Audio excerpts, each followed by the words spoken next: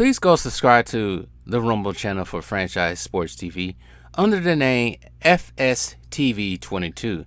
Now, I'm using that Rumble channel for any purposes of me getting kicked off YouTube and also for more of my spicier joints. It's free as well. I have the freedom to say whatever I want to say as well. So go subscribe to FSTV22. That is Franchise Sports TV 22 on Rumble.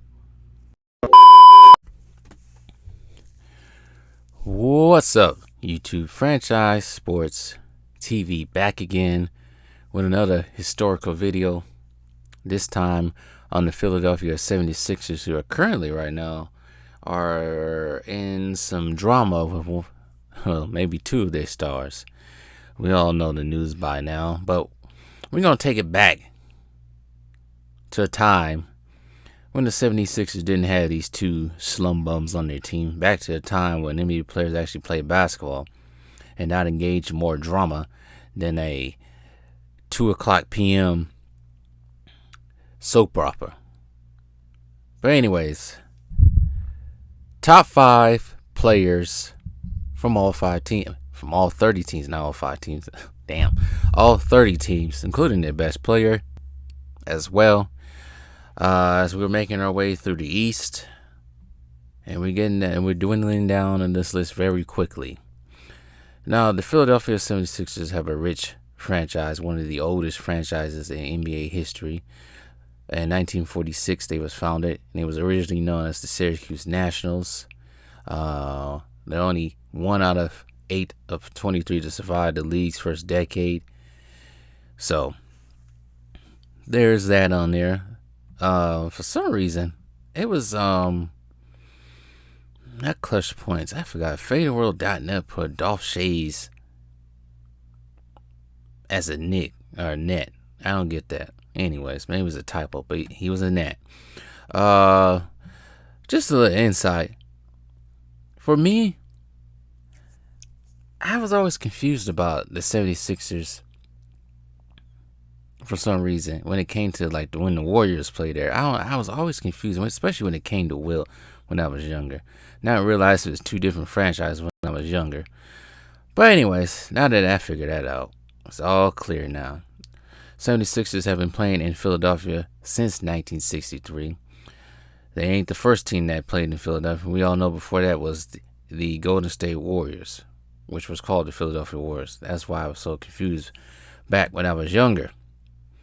But anyways, with no further ado, let's get down to the top 5. And let's not wait anymore. So this one is a little bit difficult for me, because I think most of the greatest players that came from the 76ers probably played in the 76ers earlier years. And also, warning for anyone out there, this list is only in my opinion, it's not the Bible. This list is done by what the player has done for this team, and they're standing solo, or I shouldn't say solo, standing in NBA history. So at the center position, I will have to pick Wilt Chamberlain.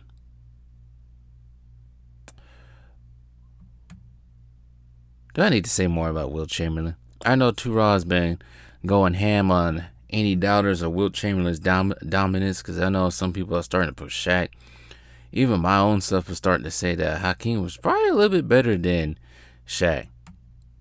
But we all know Wilt played for the Philadelphia 76ers from 1965 to 1968. It just feels longer because he played for 2 franchises that was in the same city. It's weird. He was picked. Wilt was drafted in 1959. It was a territorial pick when he used to do that back in the day. 1959, with the Philadelphia Warriors. He originally played for about a year with the Harlem Globetrotters as well, so you got to add that onto there. With the Philadelphia 76ers, Wilt was able to win the 76ers' first championship in 1967. He did not win MVP in that 1967 finals, But during this time with Philadelphia, 76ers, gotta make sure. He did win 3 MVPs, 66, 67, and 68. He was a 13-time All-Star. Both. I can't say this. Well, both the 76ers and the Warriors. I don't know why I'm adding the Warriors. He was a MVP, but with the Warriors. This is so weird that they had both teams like that back to back. Anyways, Will was a dominant man. That's all I gotta say. I think T-Raw could talk about him more. I'm not saying that Wilt was trash or anything. I ain't saying that. But I feel like when it comes to the whole GOAT conversation, I know some people would consider Wilt Chamberlain as being part of the GOAT, but for me, I never got to see the man play. But I know just looking at his numbers, no matter, they keep talking about freaking, he played with 6'4" people, but he was playing against Bill Russell in the Boston Celtics during that time. There's time frame. I just think to say that Will is overrated or something stupid like that is just completely off base. But we all know who's saying this. I always thought he got the 100-point game with the 76ers, but that was the Warriors. So, anyways, but during this time with Philadelphia, to make this thing short, his 4 years with Philadelphia, he averaged 30 points a game, 22 rebounds. Second year, 33.5, 24.6 rebounds. Second to last year, 24 points, 24. Damn! 24 rebounds? Gee whiz. He averaged 24. Gee whiz. I don't understand what people are saying. Yeah, I'm convinced just by looking at the numbers alone that Wilt was more dominant than Shaq. If you putting up 24 and 24, that is crazy. Because you got to look at who Shaq played against as well. Shaq didn't play against some beast like the 80s centers was. No, he didn't. Gee whiz. 24 and 24. Leading the league in that. And of course, blocks weren't recorded, but I bet his blocks average would have been crazy as well too. They didn't record steals back then. His last year with the Philadelphia 76ers, 24 and 23. That is freaking crazy. I suppose he averaged 8.6 assists as well. His highest.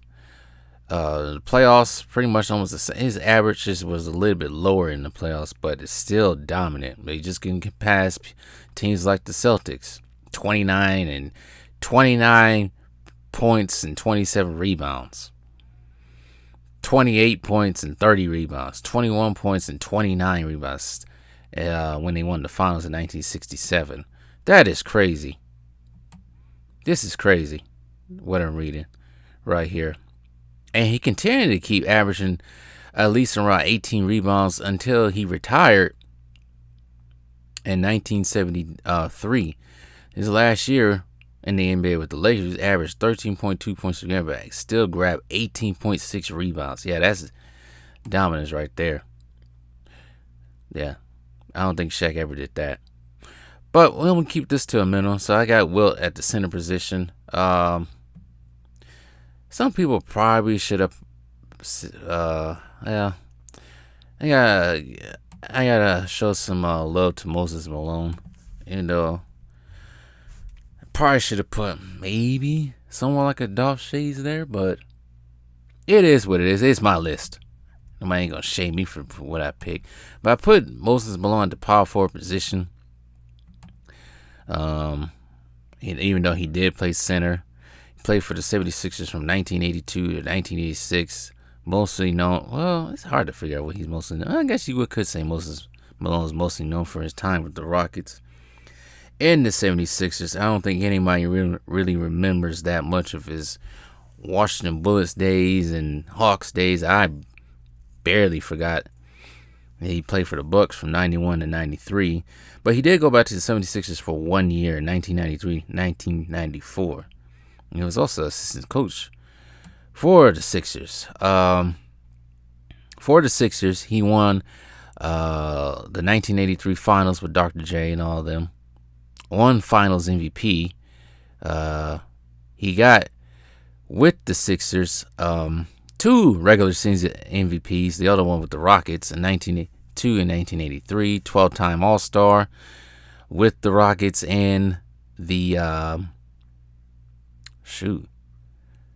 76ers as well as the Bullets as well. Sheesh. Not the Bullets, but and the Hawks. So he was still getting All-Stars up until that point. All-Star nods. He did play his time in the ABA as well. 4-time NBA first team. 3 of them with the Philadelphia 76ers. Second time as well. First team all defense. Second team all defense, but that was with the Rockets. Never mind. Led in rebounds 6 times. Part of the 50th and 75th anniversary. Number 2 is retired with the Philadelphia 76ers. He's a 29,000 point scorer, averaging 20.6 points per game, 17,000 rebounds, 12.2 rebounds, 1,000 over almost 2,000 blocks at 1.3 blocks per game. Basketball Hall of Fame as well. He was very crucial in that Philadelphia 76er run. Let's see here. What was their record? I think they was the number 1 seed when they won, because I think they played my Bucks in the conference finals that year, beating them 4-1. We didn't even come close, but that Philadelphia team in 1983 was a very dominant team with Dr. J, Maurice Cheeks, Andrew Toney, and also Bobby Jones. They swept the Lakers in the finals that year. That's crazy. The Lakers are a very good team, the 76ers was led by Billy Cunningham as well. But anyways, going to keep moving on. So I got Moses Malone at the power forward position. Dr. J. Had to put Dr. J. I did have him on another list. Had him on the Nets list. Got to put him on the Sixers list as well. He did play for the Sixers from 1976 to 1987. Actually, he played most of his career with the Sixers at the small forward position. Also NBA champion. Imagine could have been on the Bucks. The Bucks could have been. Well, anyways, that's another video for another day. He's an 11-time All-Star, all with the 76ers. All-Star Game MVP in 1977 and 83. 5-time NBA first team, second team, 2-time second team. Part of the 35th, 50th, and 75th anniversary team. Number retired 6 with the Philadelphia 76ers as well. Averaging for his whole entire NBA career 30,000. This is combined with ABA, but 30,000 points, 10,000 rebounds, 5,000 assists, averaging 24.2 points, 8.5 rebounds, and 4.2 assists as well. We all know how good Dr. J was. We really do. The high flyer, as he was. Let's see here. High flyer even before Jordan came into the league. Being one of the league's best players, 81, practically the beginning of the 80s. Contributing to that dominance that they had in that 1983 playoffs. Yeah, they only lost 1 game. Most people thought they was going to sweep that whole playoffs, but I think they only lost 1 game. No, they swept. I forgot who they played the first round that year. Who did they play the first round that year? Let me check right quick. Let me take a little detour right quick. I know they played the Bucks. They beat the Bucks in 5. Swept New York. That was who they played. Because back then, first seeds had a bye in the first round. So they swept New York gentlemen swept the Milwaukee and swept the Lakers. So, anyways, moving on to the shooting guard position. Now, finding out who was at the shooting guard position was a little bit tough. I can't really talk too much about him because once again, wasn't alive to see him play. I only think my dad was alive to see him play. Maybe he did. Maybe he was. Maybe he was a little bit, but I had to put Hal Greer on there. He was part of that 1967 NBA's champion team with the Philadelphia 76ers. Played all his years with the Nats and 76ers from 1958 to 1973. Drafted in the second round, 13 overall pick by the Syracuse Nats. He was an NBA All-Star MVP. 7-time All-NBA second team. Number retired with the 76ers. And part of the 50th and 75th anniversary teams. Averaging 19.2 points per game, 21,000 points, 5 rebounds, and 4 assists. He was also another very crucial part of that 1967 run to the finals for the Philadelphia 76ers. He was considered to be the third best point guard in the 60 behind Oscar Robertson.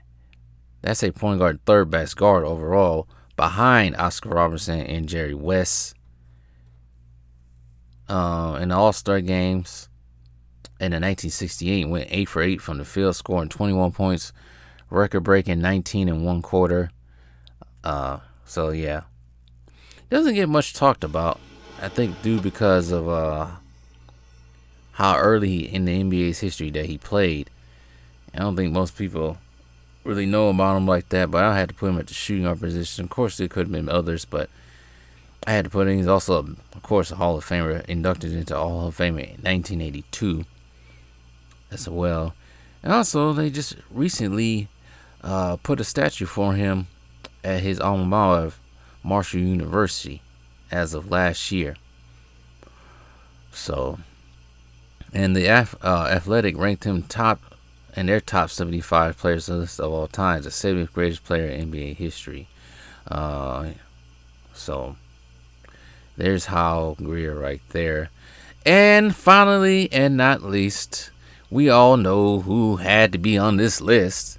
It would be a travesty not to put him on this list, but I had to put him at the point guard position. It's Mr.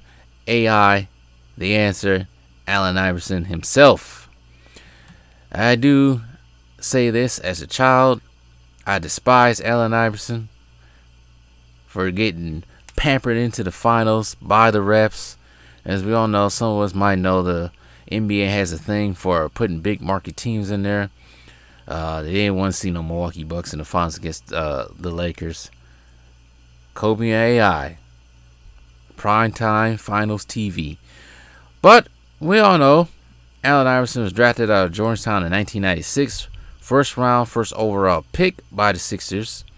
He played for the Sixers for 1996 to 2006, known for his braids, his cornrows, the headband later on, tattoos, rapping, and of course, we're talking about practice. Practice. We're talking about practice, not a game. Practice. But anyways, but Allen Iverson was a dog. He had the heart. He had the heart of a champion, but just couldn't get there at all. He was the MVP in 2001. Two-time NBA All-Star Game MVP in 2001 and 2005. Three-time All-NBA First Team. Three-time All-NBA Second Team. All with the Philadelphia 76ers. He did get a third team, but I think that was with the... maybe it could have been with the Sixers. Or maybe it was all with the Sixers. Rookie of the Year. Rookie First Team as well. Four-time scoring champion. All with the Sixers. Three-time NBA steals leader. All with the Sixers. Part of the 75th anniversary team. Number is retired by the 76ers as well. Averaging 26 points a game, 3 rebounds and 6 assists. He did score 24,000 points. And also, he is a Hall of Famer, and he did win bronze on that terrible 2004 Athens team. As well, we all know Allen Iverson was a slasher with his quickness, with his skills, with the ball. Can shoot as well, a little bit. But I don't think we need to say any more about Allen Iverson, as we already know already. We all know AI. He's still fresh in our minds. It bothers me when people try now to put him ahead of James Harden. See, the difference, we could say Allen Iverson had some controversy during his career, but the one thing that separates Allen Iverson from James Harden, Allen Iverson had heart and the will to try to win. James Harden, on the other end, that's all I gotta say about it. As far as the best player that ever played for the Philadelphia 76ers, I had to give it up to Wilt Chamberlain. You can't excuse that dominance that he had for this team, on this team. It's unfortunate he just couldn't get past teams like the Celtics. But I gotta give some shout outs, some honorable mentions to players I could not name. Like Adolph Shays, Darryl Dawkins. Darryl Dawkins did play for the Sixers. Yeah, he did play for the Sixers. Rest in peace to him. Andrew Toney. I guess Joel Embiid. Yeah. Guess James Harden. I guess I'm not even gonna guess Andrew Iguodala. Trying to figure who else is on there. Andre Iguodala. Bobby Jones, Maurice Cheeks. Forgot who else played on this team. Billy Cunningham. Charles Barkley, cannot forget him on there. Deserves an honorable mention.